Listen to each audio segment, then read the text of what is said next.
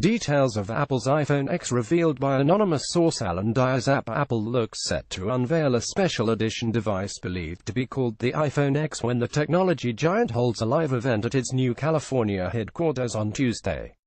Details of the new model were revealed in an apparent leak after the name of the phone, along with two others called the iPhone 8 and iPhone 8 Plus, were reported by two news sites given access to an unreleased version of the iOS operating system. The BBC claims to have confirmed an anonymous source was behind the leak to Apple-focused publications Code 9to5 Mac and Macromiz. Get the latest iPhone and iPad features as soon as they're released. Here's how to get ready for iOS 11. https://t.co/g Apple support at Apple support September 10, 2017. The special edition phone could also reportedly feature a 3D face scanning camera and remove the traditional home button from the front of the device for the first time. The firm's event will mark the 10th anniversary of the smartphone, which first went on sale in June 2007. It will be the first event to take place at the firm's multi-billion-dollar Apple Park campus, inside the Steve Jobs Theater, named after the company's late co-founder and the man who unveiled the first iPhone.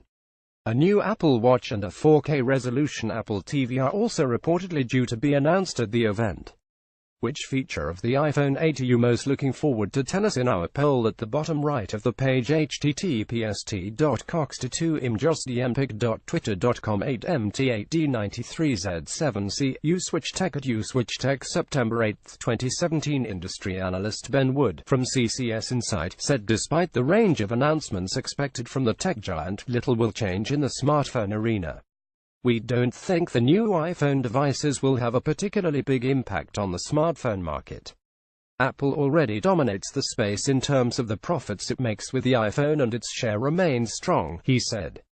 We don't expect this to change.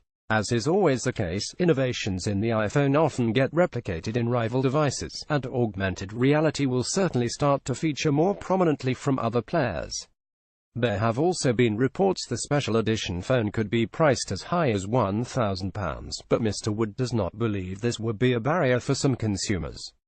iPhone 8 iPhone X delays mean Apple could lose out to rivals, says analyst. https://t.curldrewepig.twitter.com /2qv5v uswitchtech@uswitchtech September 8, 2017. The media seems to have become obsessed with the idea of a £1,000 or $1,000 iPhone, he said.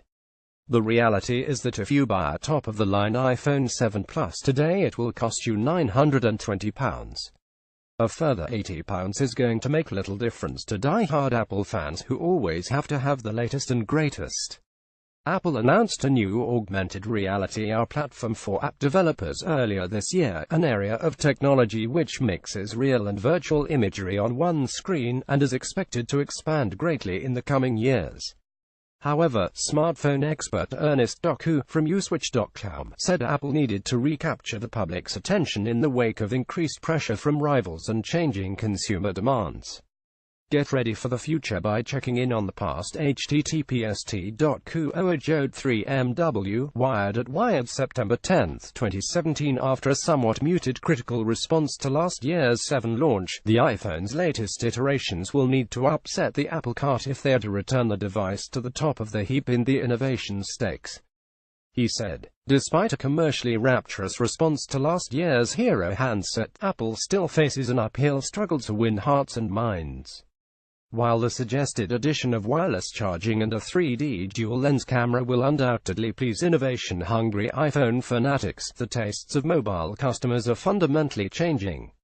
As we reach a sort of smartphone singularity in terms of design, mobile users have directed their attention away from the annual circus of handset launches and towards other key differentiators.